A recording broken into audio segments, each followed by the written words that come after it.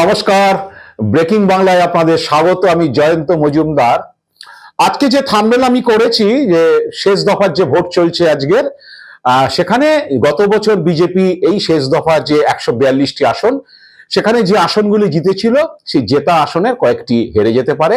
আমি কোন কোন আসনে বিজেপির সম্ভাব্য বিপদ রয়েছে কোন কোন জেলাতে, সেটা নিয়ে আপনাদের সামনে আলোচনা করব।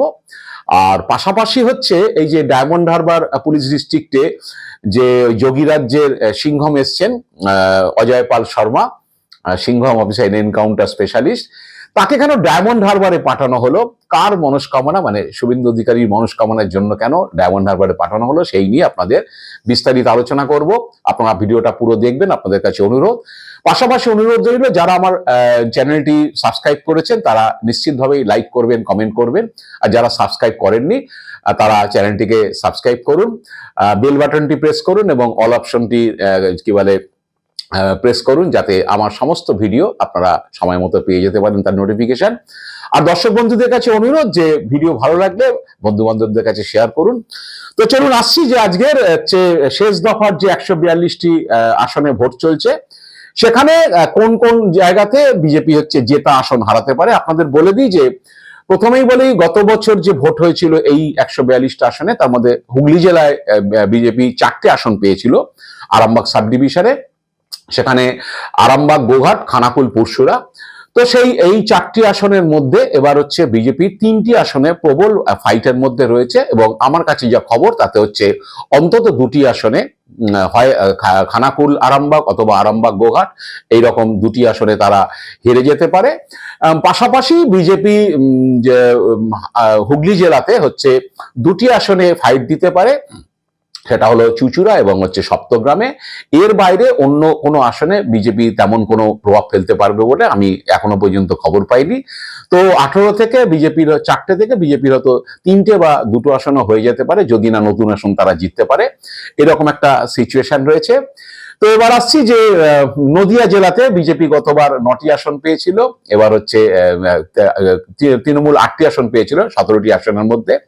তো এবার সেই 9টি আসনের মধ্যে যেটা আপনাদের বলি যে তার মধ্যে রানাঘাট উত্তর পশ্চিম এবং কল্যাণী, বিজেপির অবস্থা সেখানে ভালো নয়, এবার সেই আসন দুটি হারাতে পারে। পাশাপাশি হরিণঘাট এবং চাকদাতেও হচ্ছে বিজেপি বেশ ফাইটের মধ্যে পড়েছে, লড়াইয়ের মধ্যে পড়েছে, তৃণমূল ভালো ফাইট দিচ্ছে, সেখানেও কোনো আসন হারিয়ে ফেললে হয়তো শেষমেশে তারা ধরে রাখতে পারবে। কিন্তু উত্তর পশ্চিম এবং কল্যাণী 2টি আসন কিন্তু বিজেপির অবস্থা ভালো নয়। একটি আসন কৃষ্ণনগর যে লোকসভা কেন্দ্রের মধ্যে, তেহট্টতে বিজেপি একটা ভালো জায়গায় ছিল, কিন্তু সেখানে যেটা বোঝা যাচ্ছে যে সেখানে সিপিএম এর ভোটটা অনেক বেশি, এবং সিপিএম অন্য আসনগুলোর তুলনায়, সিপিএম যদি সেইভাবে লড়াইয়ে থাকে তাহলে বিজেপির সেই সম্ভাবনা হচ্ছে খারিজ হয়ে যাবে। তো এই হলো নদিয়ার ফিচার।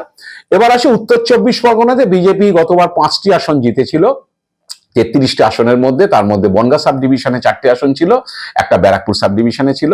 বনগাঁসনে 4টি আসনের মধ্যে ছিল সাব ডিভিশনে গাইঘাটা, বনগাঁ উত্তর দক্ষিণ এবং হচ্ছে বাগদা। তো সেখানে 4টি আসনে এবারই মতুয়াদের ভোট কাটা যাওয়া, মতুয়াদের মধ্যে একটা ক্ষোভ হওয়া, এইসব নিয়ে হচ্ছে বিজেপির বিরুদ্ধে একটা চোরাস্রোত আছে।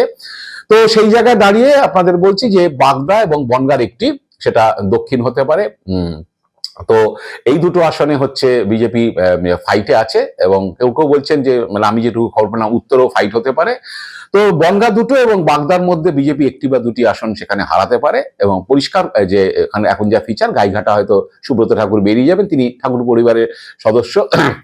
তো অনেকে আবার বলছে গাইঘাটাতে নাকি সুব্রত ঠাকুর লড়াইয়ের মধ্যে পড়েছেন প্রচন্ড।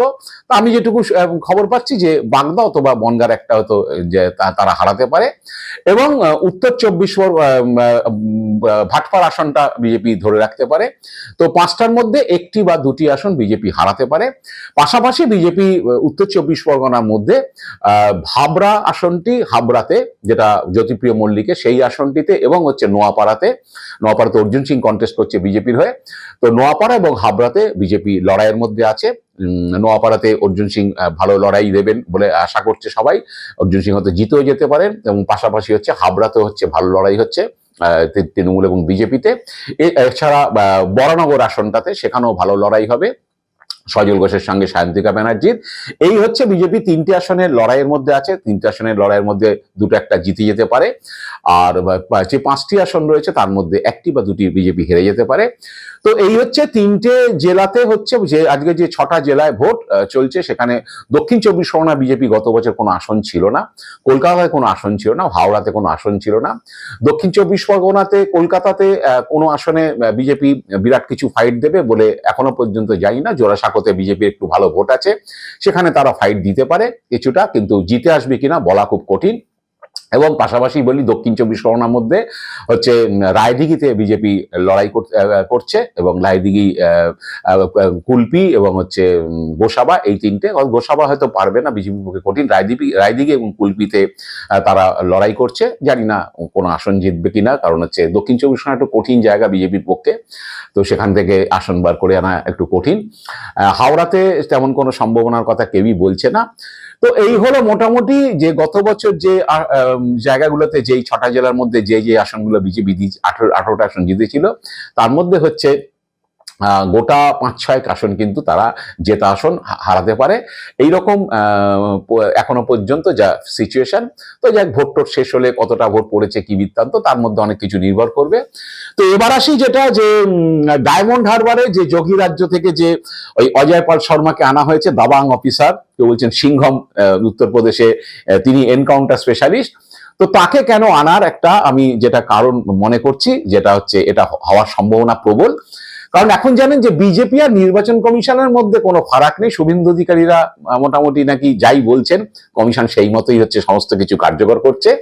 তো আমি যেটা বলি সেটা হচ্ছে যে শুভেন্দু অধিকারীর একটা মনের মধ্যে নাকি একটা মানে হতাশা বলুন, একটা যাই কিছু বলুন, মানে যে বিশেষণই ব্যবহার করুন, সেটা আছে। সেটা হলো যে 2024 সালে অভিষেক বন্দ্যোপাধ্যায় ডায়মন্ড হারবার থেকে 7 লক্ষ ভোটে জেতার পরে হচ্ছে তার মধ্যে এটা একটা খচখচানি নাকি শুভেন্দুর মধ্যে আছে। কারণ হচ্ছে অভিষেক বন্দ্যোপাধ্যায় 2024-এ যখন লোকসভা ভোট হয় তখন বলেছিলেন যে গত বছর 3.5 লক্ষ ভোটে জিতেছি, মানে 2019 সালে, এবার মার্জিনটাকে 5 লাখে নিয়ে যেতে হবে। কিন্তু ঘটনাচক্রে দেখা গেল যে সেখান থেকে 7,10,000 ভোটে তিনি জয়লাভ করলেন, ওয়েস্ট বেঙ্গলের মধ্যে হাইয়েস্ট মার্জিন। তারপর থেকে শুভেন্দু একটু খচখচানি, কারণ হচ্ছে শুভেন্দু বারে বারে হচ্ছে ওইখানে ডায়মন্ড হারবারে ভোট হয় না, ডায়মন্ড হারবারে কাউকে ভোট দিতে দেওয়া হয় না, বিরোধীদের ভোট দিতে দেওয়া হয় না, এইসব ধরনের কথা। কারণ হচ্ছে শুভেন্দু যখন নন্দীগ্রামে কন্টেস্ট করেছিলেন 2016 সালে, তখন প্রায় 65,000 ভোটে তিনি জিতেছিলেন। তাতে শুভেন্দুর ছাতিটা অনেক চওড়া হয়েছিল। শুভেন্দু অন্য তৃণমূল নেতা টেতাদের একটু বোঝাতে চাইছেন, নেতা মন্ত্রীদের, যে নন্দীগ্রাম হচ্ছে তার গড়, সেখানে 65,000 ভোট, একটা অ্যাসেম্বলিতে 65,000 ভোট কম নয়। কিন্তু ডায়মন্ড হারবারে অভিষেক বন্দ্যোপাধ্যায় 7 লাখ মার্জিন হওয়ার পরে শুভেন্দু হচ্ছে কি বলবে, কেন্দ্রীয় নির্বাচন কমিশন নির্বাচন পরিচালনা করেছে, কেন্দ্রীয় বাহিনী দিয়ে নির্বাচন হয়েছে, 7 লাখ ভোটে জিতেছেন। এবং ডায়মন্ড হারবারে অভিষেকের তার আগে মার্জিন খারাপ ছিল না, 3.5 লাখ, যথেষ্ট বড় মার্জিন। তো সেটা শুভেন্দু হজম করতে পারেননি। তো দেখবেন আপনারা যে শুভেন্দু কথায় কথায় বিজেপিতে যাওয়ার পরে যখনই এই দক্ষিণ 24 পরগনা, উত্তর 24 পরগনা এইসব নিয়ে কথা হয়, এই জেলাগুলো নিয়ে কথা হয়, তখন এই 3টে নাম করতেন। একটা হচ্ছে ডায়মন্ড হারবারে মানে ফলতার জাহাঙ্গীর, ক্যানিং এর হচ্ছে শওকত মোল্লা, আর সন্দেশখালীর হচ্ছে শেখ শাহজাহান, যে এরাই হচ্ছে ক্রিমিনাল মস্তান, এবং এরাই হচ্ছে তৃণমূলে পুরো ভোট কন্ট্রোল করে, এবং এরা সব নাকি ভাইপোর আশীর্বাদে সব রয়েছে। তো অভিষেক ব্যানার্জির নামটা বিশেষ নেন না, মামলা টামলা খাওয়ার ভয়ে। তো শাহজাহানের বাড়িতে রেড হয়েছে, সেখানকার মানুষজন হচ্ছে ইডির অফিসারদের উপর হামলা টামলা করেছে বলে অভিযোগ। সেই অভিযোগে শাহজাহানকে, যে শাহজাহানই নাকি ফোন করে লোকজনকে তাদের বিরুদ্ধে খেপিয়ে দিয়ে সব হামলা টামলা করেছে, শাহজাহানকে তো গ্রেপ্তার করে ঢুকিয়ে দেওয়া গেছে। তো শাহজাহান গেল, তাতে সন্দেশখালীর ফিচার কিছু চেঞ্জ হয়নি। রেখাপাত্র 24 সালে হচ্ছে শাহজাহান জেলে ঢোকার 5 মাসের মধ্যে ভোটে হচ্ছে রেখাপাত্র 3,33,000 ভোটে মাত্র হচ্ছে জিতেছে। কিন্তু এই শওকত মোল্লাকে অনেক চেষ্টা হয়েছিল সিবিআই কে দিয়ে যে অ্যারেস্ট করানো, সেটা হয়নি। যাই হোক, তো এখন বাকি থাকলো হচ্ছে যে জাহাঙ্গীর। তো জাহাঙ্গীর, আমি একটু কথা বলি যে অনেকে বলেন, আমি ভোট বিশেষজ্ঞদের কথা বলি, যে একটা কি হাওয়ায় বা শুধু ভোট লুট করে করে 7 লক্ষ মার্জিন হয়? নিশ্চিতভাবেই নয়। কারণ আপনি যদি 70,000 ভোটে কোনো অ্যাসেম্বলিতে যেতেন, সেখানে তো 5,000 ভোট আপনাকে আপনার বিরুদ্ধে বিরোধীরা বলতে পারে যে আপনি মশাই জোর জুলুম করে এখানে ভোট করে আপনি এত মার্জিন করেছেন। কিন্তু 7 লক্ষ মার্জিন কি আর হাওয়ায় ভেসে হয়? তো এবার হচ্ছে সিংঘমকে পাঠানো হবে। সিংঘম যাচ্ছে কোথায়? ডায়মন্ড হারবার পুলিশ ডিস্ট্রিক্টে, যেখানে 7টা অ্যাসেম্বলিতে, লোকসভাতে এভারেজ 1 লক্ষ করে মার্জিন ছিল। 7 লক্ষ ভোটে অভিষেক বন্দ্যোপাধ্যায় জিতেছে। কোন আসন ওখানে বিজেপির যা স্ট্রেন বা সিপিএম এর যা স্ট্রেন, আজকে বলে না, গত 15 বছর 20 বছরের আপনি যদি ভোটের হিসেবগুলো দেখেন, যা স্ট্রেন হচ্ছে, মানে পৃথিবীর কোনো ভোট বিশেষজ্ঞ বলতে পারবে না যেরকম 12, 18, 22% ভোট নিয়ে এই আসনগুলো জেতা যায়। তাহলে আমি সিংঘমকে কেন পাঠালাম? যে সিংঘম গিয়ে কি বিজেপিকে 5টা সিট জিতিয়ে দেবে ডায়মন্ড হারবার লোকসভা কেন্দ্রের অন্তর্গত কোনো বিধানসভা? 5টা বিধানসভা জিতিয়ে দেওয়ার ব্যাপার থাকলে যে সিংঘম গিয়ে খুব হল্লোড় করলো, অমুক করলো, তা তো হচ্ছে জিতে গেল, ব্যাপারটা তো তা নয়।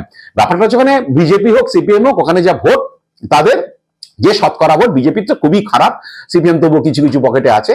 তো এখন হচ্ছে বিজেপির জেতার অবস্থা কোনো ভাবেই নেই। তো গড়ে 60, 70, 80 হাজার হচ্ছে মার্জিন পাবে, কোনো জায়গায় 1 লাখ ভোটেও মার্জিন হতে পারে, এরকম একটা পরিস্থিতি। যদিও অভিষেক বন্দ্যোপাধ্যায়ের সঙ্গে বিধানসভার ভোটের মার্জিনের ডিফারেন্স, এখন অভিষেকের পপুলারিটি বেশি, তার যখন ভোট হয় সেখানে মানুষ তাকে বেশি ভোট দেয়। আবার বিধানসভাতে হয়তো সেই প্রার্থীকে ব্যক্তিগতভাবে পছন্দ করে না, অন্য কাউকে ভোট দেয়, সেই জন্য মার্জিন কম বেশি হেরফের হতে পারে। কিন্তু ওই জায়গায় দাঁড়িয়ে কোনো আসন কি জেতার কোনো সম্ভব আছে? নিশ্চিতভাবে নেই। তাহলে সিংঘম গেল কেন? সিংঘম গিয়ে যদি চমকে চামকে ধমকে যদি কিছু মার্জিন কমিয়ে দেওয়া যায়, মানে এটা কিছু হবে না, আমি বলছি যে ওটা হচ্ছে শূন্য, নিটফল শূন্য। যে একটু সিংঘম যদি মার্জিন টার্জিন কমিয়ে দেয়, যদি ডায়মন্ড হারবারে 7টা অ্যাসেম্বলিতে যদি মার্জিন কমে যায় কিছু, যদি 7 লাখ থেকে ওটা 5 লাখে, 5.5 লাখে নেমে আসে 7টা অ্যাসেম্বলির মার্জিন। হ্যাঁ, এসআইআর অনেকের নাম কাটা ফাটা গেছে, লজিক্যাল ডিসক্রিপেন্সিতে প্রচুর নাম কাটা গেছে, তাতে অনেক আসনেই এবার হচ্ছে যে প্রার্থী, যেটা বিজেপির হোক আর তৃণমূলের হোক, যারা যে মার্জিনে যেত, তো মার্জিন অনেক কম হবে, কারণ ভোটার কমে গেছে। পার্সেন্টেজ অফ ভোটার তো তারা ঠিক ধরে রাখবেন, কিন্তু মার্জিনের যে ফিগারটা সেটা কম হতে পারে, কারণ অনেক ভোটার কেটে গেছে। তো যদি কমিয়ে দেওয়া যায়, তাহলে ভয় যায় যে ভাইপোতে জল মিশিয়ে হচ্ছে জাহাঙ্গীরকে দিয়ে হচ্ছে এইসব করতো, ভোট লুট করতো, করে হচ্ছে 7 লাখ মার্জিন পেয়েছে। আসলে তা না। এটা লক্ষ্যটা হচ্ছে এরপরে বিজেপি জিতবে না, সেটা সবাই জানে, পৃথিবীর বাংলার মানুষ সবাই জানে যে ডায়মন্ড হারবার লোকসভা কেন্দ্রের কোন বিধানসভা বিজেপি জিতবে না। শ্রমিক ভট্টাচার্য জানে, সুকান্ত মজুমদার, অমিত শাহ জানে যে এটা হবে না। তাহলে ওকে পাঠানো কেন? আসলে হ্যাঁ, দেখানো হচ্ছে আরে বাপরে বাপ, মানুষকে ভোট দিতে দেওয়া হয় না, জাহাঙ্গীর বাহিনী হচ্ছে কাউকে ভোট দিতে দেয় না, সব ভোট লুট হয়। আসলে হচ্ছে না, যদি কিছু মার্জিন কমিয়ে দেওয়া যায়, যদি 7 লাখ থেকে 50, 60 হাজার, 1 লাখও কমিয়ে দেওয়া যায়, তাতে বলা যাবে যে দেখেছো জল মিশিয়ে ভাইপো জিতেছে। ওই 7 লাখ মার্জিনটা শুভেন্দুর হজম হচ্ছে না, এই জন্য হচ্ছে ওকে পাঠানো, গিয়ে ওই সিংহম গিয়ে কাউকে হচ্ছে 10,000 ভোটও কমাতে পারবে না। ওই অনেক হুমকি টুমকি দেবে, ভোটাররা ভোট দেয়, আমি কালকের ভিডিওতে বলেছি, ভোটাররা ভোট দেয়, ভোটাররা ভোট দিয়ে হচ্ছে প্রার্থীকে নির্বাচিত করে। ওইসব একে ভোট দিতে দেওয়া হয়নি, ওকে হুমকি দেওয়া হয়েছে, ও দিয়ে কিচ্ছু হয় না। আসলে 2 লাখ, 2.5 লাখ, 2.5 লাখ, 3 লাখ এক একটা কেন্দ্রে ভোটার, যেবারে সমস্ত গ্রামে গিয়ে হচ্ছে সব বিরোধী ভোটারকে ভোট দিতে দেবো না, এই চলে না। এখন কেন্দ্রীয় নির্বাচন কমিশন নির্বাচন পরিচালনা করে, সব ভোটেই হচ্ছে। গত 3-4টে ভোটে বিধানসভা লোকসভাতে দেখেছেন কেন্দ্রীয় বাহিনী বিরাট পরিমাণে দেওয়া হয়।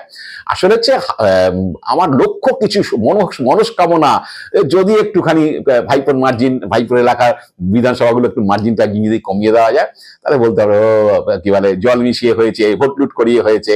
আসলে ওইটা নয়, ওই হজম হচ্ছে না, ওই মার্জিনটা হজম হচ্ছে না, এটাই হলো ব্যাপার। তো বলে দেওয়া নিটফল শূন্য হবে, আপনারা দেখে নেবেন, নিশ্চিতভাবে বেশি দিন বাকি নেই। আজ এ পর্যন্তই, আপনারা ভালো থাকবেন, সুস্থ থাকবেন, নমস্কার।